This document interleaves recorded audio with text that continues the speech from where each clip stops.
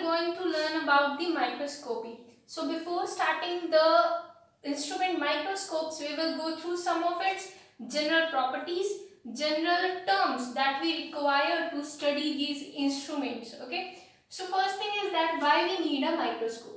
हमें माइक्रोस्कोप क्यों चाहिए? We need microscope to visualize or to see the microorganisms.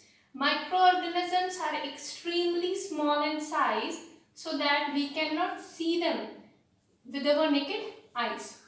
Microorganism इतने छोटे होते हैं कि हम उन्हें अपनी आईज के थ्रू नहीं देख सकते, इसीलिए माइक्रोस्कोप की जरूरत पड़ती है. बेसिकली माइक्रोऑर्गेनिजम्स को दो पार्ट्स में डिवाइड किया है, that is eukaryote and prokaryote. आपने ये टर्म पहले भी बहुत बार सुने होंगे, यूकैरियोट्स एंड प्रोकैरियोट. ओके, तो यूकैरियोट्स में जो माइक्रोऑर्गेनिजम्स आते हैं वो है fungi and parasite.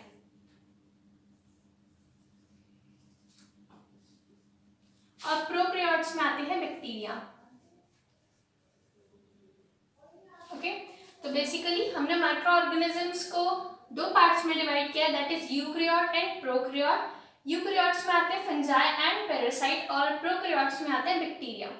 Now the second thing is that, okay, this is the first point, and the second point is that from our naked eye, like from being a normal human, अगर कोई एक normal human being है जिसका eyesight बहुत अच्छा है, तो वो इंसान भी सिर्फ 200 माइक्रोमीटर तक के साइज को ही देख सकता है.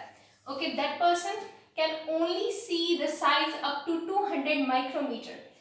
And the next thing is that, for example, bacteria का साइज होता है 0.2 to 0.5 micrometer. This is the diameter of bacteria. For example, if this is one bacteria, then the diameter of the bacteria is only 0.2 to 0.5, and the length of the bacteria is 3 to 5 micrometer. Okay, from here, this is our normal human being, and this is our bacteria. So from here you can differentiate कि हमारा जो देखने की capability है वो सिर्फ इतनी है, लेकिन हमें अगर माइक्रोऑर्गेनिजम्स को देखना है तो हमारी पावर कितनी होनी चाहिए? 0.2 to 0.5 तक की पावर हमें चाहिए. So this power is given by microscope. इसीलिए हम माइक्रोस्कोप को यूज करते हैं ताकि हम इतना स्मॉल, एक्सट्रीमली स्मॉल साइज भी विजुअलाइज कर सकें. Okay, third thing is that general properties that we require, or general terms that are mostly used in studying the microscope. So there are some of the general terms or general properties. Okay, basically three properties are there. So first property is resolution, second is contrast, and the third one is magnification.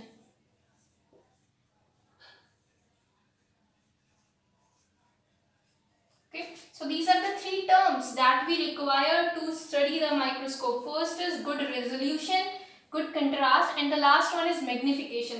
अब resolution क्या होता है? resolution का मतलब है, for example, suppose हमारे पास एक plate है, ठीक है, इसमें बहुत सारे माइक्रो ऑर्गेनिजम्स हैं. एक प्लेट है, उसमें बहुत सारे माइक्रो ऑर्गेनिजम्स हैं. अब हमें क्या करना है? हमें इन दो माइक्रो ऑर्गेनिजम्स को देखना है, but they are extremely small in size. इन दो माइक्रो ऑर्गेनिजम्स को देखना है, तो जो ये पावर होती है, ये कैपेबिलिटी होती है किसी भी माइक्रोस्कोप की to visualise these two closely related और क्लोजली प्लेस्ड स्पीसीज, और we can say that species और एंटिटीज. ठीक है, तो रेजोल्यूशन क्या है? Resolution is a capability of any micro organism to produce a separate image और to see the closely related, closely placed microorganisms, and so that we can easily differentiate between the properties of these two microorganisms.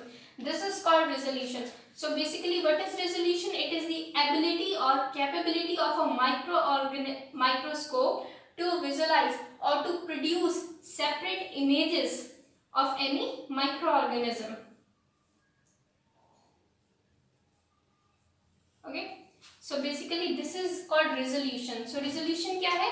This is the ability. ये ability होती है किसी भी microscope की to produce a image, कि वो एक separate image बना सके, हर एक छोटे से छोटे माइक्रो ऑर्गेनिज्म की भी वो सेपरेट इमेजेस बना सके।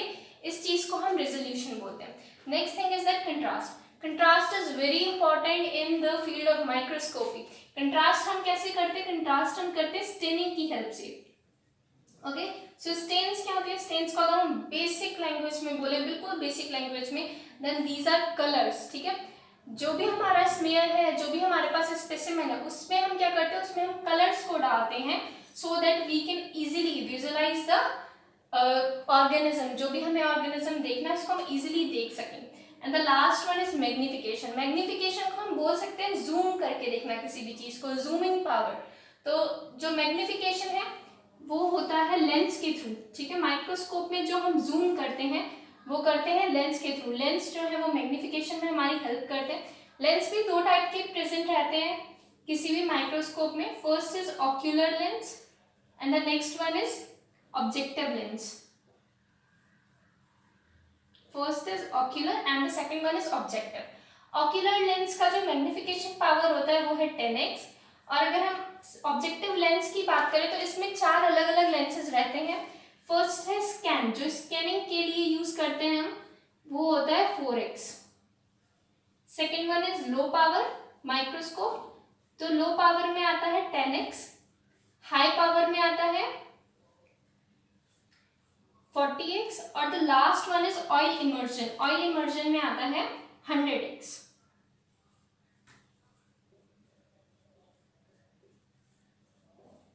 Okay, this is the last one. इसमें कितना आता है? 100x। सो अब ये क्या है? 10x, 4x, फिर 10x, 40x, इन सब का मतलब क्या है? फॉर एग्जाम्पल अभी आपको किसी भी प्लेट को विजुअलाइज करना है। ठीक है, माइक्रोस्कोप के अंदर आपको इस प्लेट को देखना है कि इस प्लेट में क्या है। तो बेसिकली क्या करते हैं हम? सबसे पहले जो छोटा वाला लेंस होता है, सबसे छोटा लेंस, फॉर एग्जाम्पल 10x, इसकी हेल्प से सबसे पहले हम इस प्लेट पे फोकस करेंगे। 10x क्या करेगा? 10x हमें इस प्लेट का इतना इमेज कवर करेगा और इतना एरिया कवर करेगा और इतने एरिया की हमें इमेज दिखाएगा, फॉर एग्जाम्पल। उसके बाद जब हम 40x यूज करेंगे तो 40x क्या करेगा? इस प्लेट का हमें कोई इतना सा एरिया फोकस करके, जूम करके दिखाएगा कि इतने एरिया में क्या हो रहा है। अब अगर हम यूज करते हैं 100x, तो 100x क्या करेगा? 100x सिर्फ हमें उस पर्टिकुलर प्लेट का एक पर्टिकुलर एरिया दिखाएगा और इस एरिया की वो बहुत बड़ी इमेज बना के हमें दिखाएगा, so that we can clearly see the things. तो ये तीन जो प्रॉपर्टीज थी, तीन ये टर्म्स थे that are very important to study the microscopy. First is resolution. Resolution क्या होता है? Resolution is the ability of microscope to produce separate images so that we can differentiate between these two objects or these two specimens etc. Next one is contrast. Contrast जो होता है वो हम staining की help से produce करवाते हैं. The last one is magnification. Magnification is done through the lenses.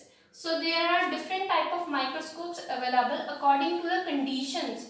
Okay, for example कि किस चीज के लिए हम माइक्रोस्कोप को यूज कर रहे हैं उसके अकॉर्डिंग हम डिफरेंट माइक्रोस्कोप्स को यूज करते हैं. First is bright field microscope, इसको हम लाइट माइक्रोस्कोप भी बोलते हैं.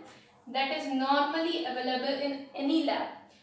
Next one is dark field microscope. Third one is phase contrast microscope. Fourth one is fluorescence microscope, and the last one is electron microscope. Bright field microscope का जो magnification resolution power होता है वो होता है 0.2 माइक्रोमीटर और electron microscope का resolution power होता है 0.5 micrometer. Okay, so this is the general properties of microscope. In the next lecture we will see these all different type of microscopes one by one. Thank you.